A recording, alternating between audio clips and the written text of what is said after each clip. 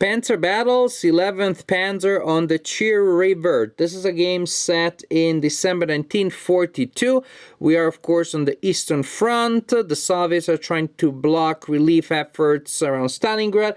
Luckily enough for the Germans, the 11th Panzer would just arrived fresh from France, and so they counterattacked and they stopped, historically, the Soviet attack against the German relief efforts.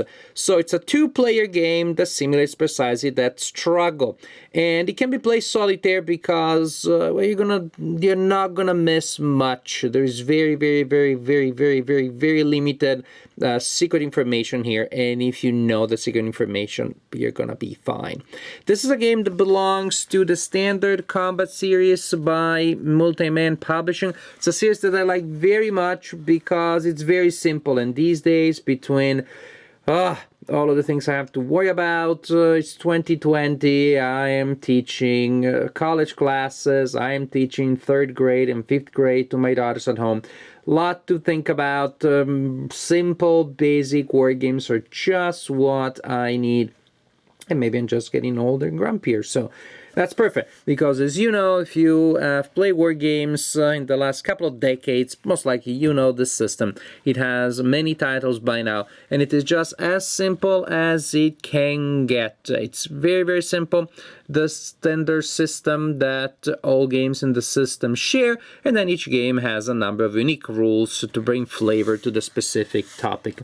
Here in particular, what we have that makes this game different from other games in the system, we have a chit pull activation. So units will be activating, drawing chits from a cup. This is meant to represent the superior control of the battlefield of the Germans, because simply the counter mix that you have here gives an advantage to the 11th Panzer. There are four activation chits for each side, plus you're going to put a dummy chit in each cup, because each player has its own counter mix.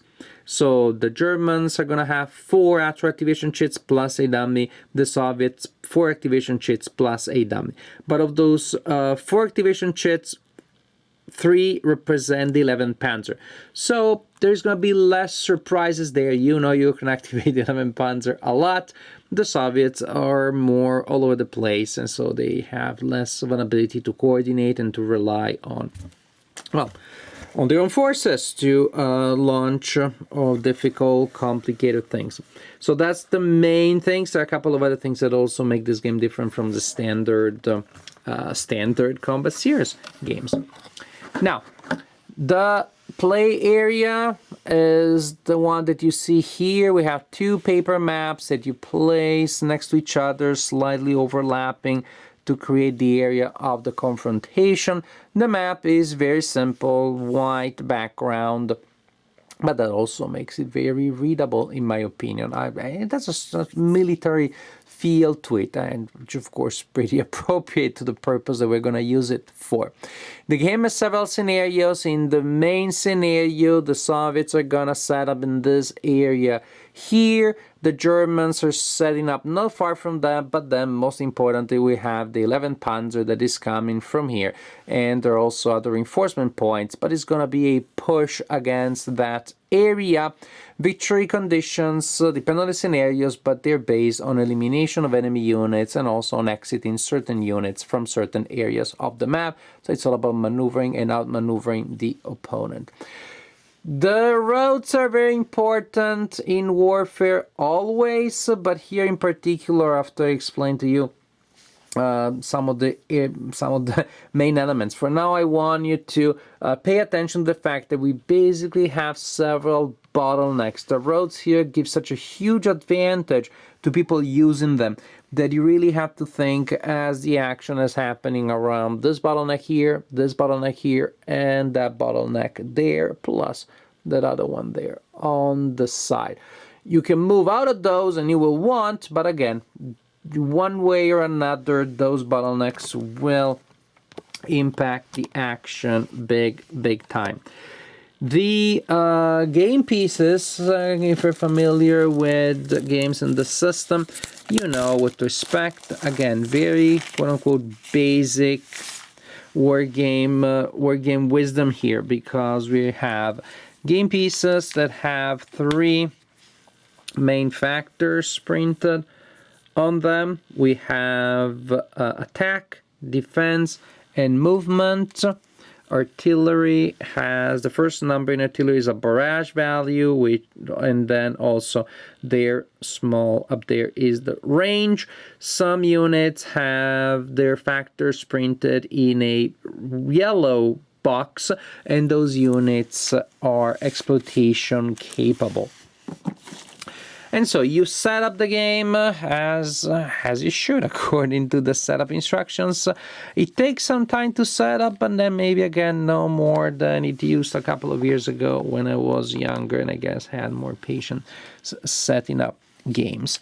And then the game sequence, again, this is supposed to be simple introductory level, is just as simple as they come. The general sequence is I go, you go.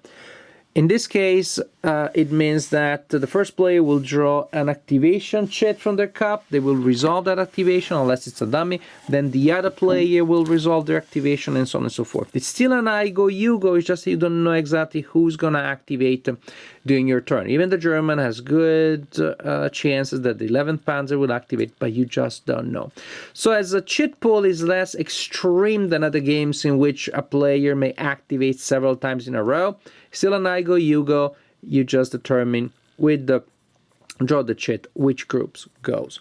So the player taking their turn determines which units can activate. The units that activate can first move, then they can launch attacks against adjacent enemies. Then you have an exploitation phase in which units that are exploitation capable, again yellow box, can move again. And then you check supplies, and then the second player goes, again determining who activates exactly, and then move, attack, exploitation, and supply. Move, nothing too special. In the standard rules, move up to your full movement allowance, spending different amounts of points depending on terrain. Here, however, you have a road movement, or it's called road march, which really changes things.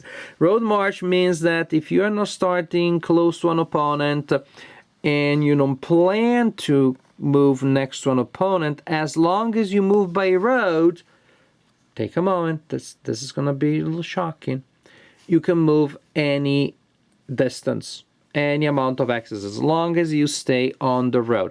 Again, now you see the importance of the bottlenecks that you constantly need to protect, because even if one just is left unchecked, then the opponent can outmaneuver you very easily, which makes sense thematically, but it's pretty scary, and it really, in a certain sense, it really alters, it defines gameplay. Again, it's going to be great to surprise the opponent. You go out of those roads, but that's something you have to take into account, because road march is not movement. After you have that infinite movement using road march, then you can still move using your movement allowance, going off-road and trying to maneuver the opponent, etc., etc. So again, that's why those bottlenecks formed by roads and tracks are so friggin' important in this game.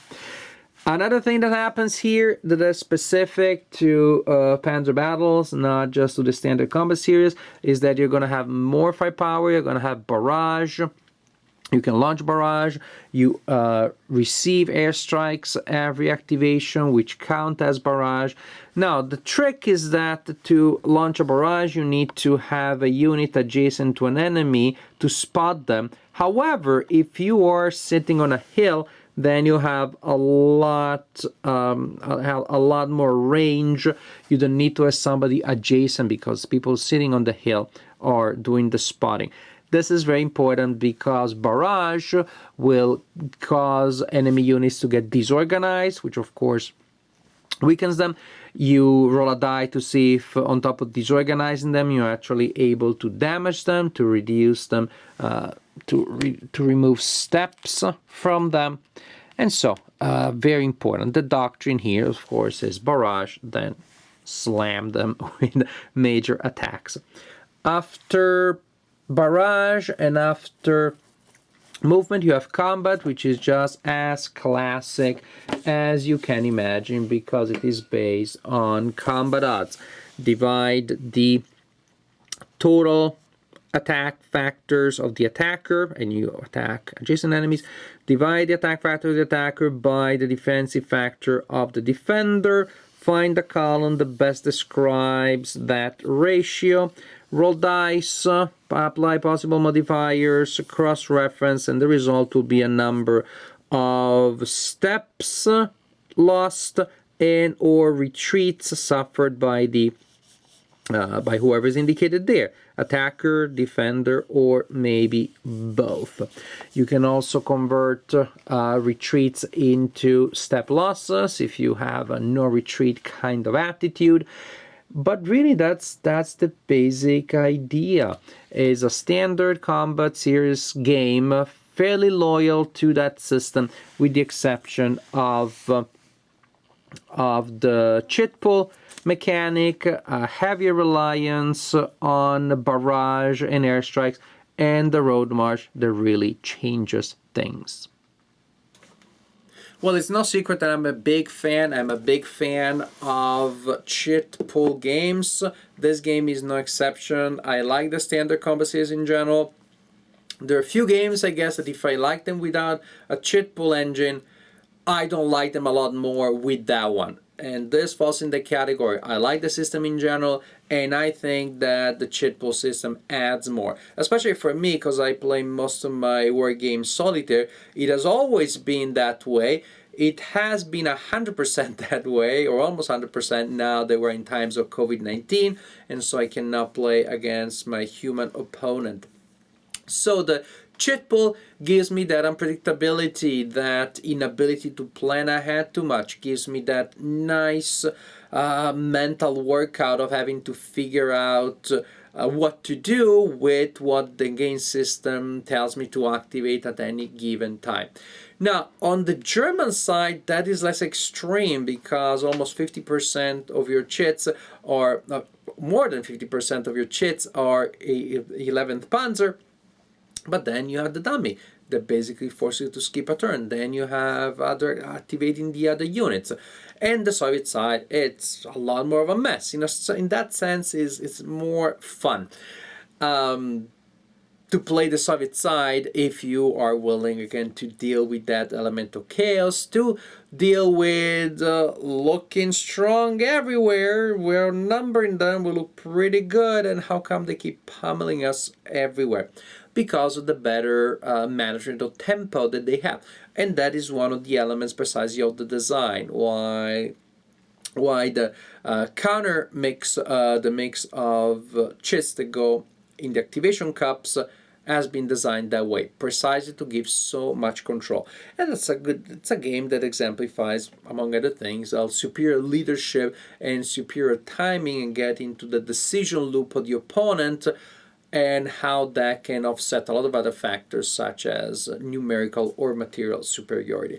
So right there is an interesting historical lesson there. There's an interesting lesson about leadership. And one of the reasons why I like historical war games, I don't just play with starships and elves, is precisely because I like to have these insights about history. I learned about certain dynamics and mechanics of this operation that I didn't know before. So I'm very pleased with that. As a game itself also, just the map and the road march are in a certain sense the backbone of the design because they influence everything that happens there. At the beginning I was almost suspicious because I had the feeling that I could just teleport anybody and everybody. There are some Russian units that don't teleport all the way with road march, they only move 12 axes by road, which is still a lot. But then, of course, once you do make contact with the enemies, then fight ensues, and you cannot use run much. You get close enough to them, then you use movement to close in. But then it turns out again that you cannot really teleport from anywhere to everywhere because of those bottlenecks, those 4, 5 movement connections, and ultimately you can go around for hours all you want, infinite movement there. But where it matters, of course, is where you can potentially make contact with the opponent, and so you're basically creating mini fronts around those tracks and roads, because you can teleport from a mini front to the other, but you cannot go past there without a fight. But also it does not feel like, World War I attrition, precisely because you can switch from one to the other, and then you can concentrate forces in one location, then in another, then you realize it's overkill there, but the opponent can then easily transfer using road march in the back. So it's an unusual game in that sense. The flow of the game felt very different from almost any other war game that I played, because you have on one hand these attritions, these mini fronts, where it's about grinding down the opponent with airstrikes, with barrage, and then push through, and yet at the same time extreme mobility. These two elements you rarely see together in a war game.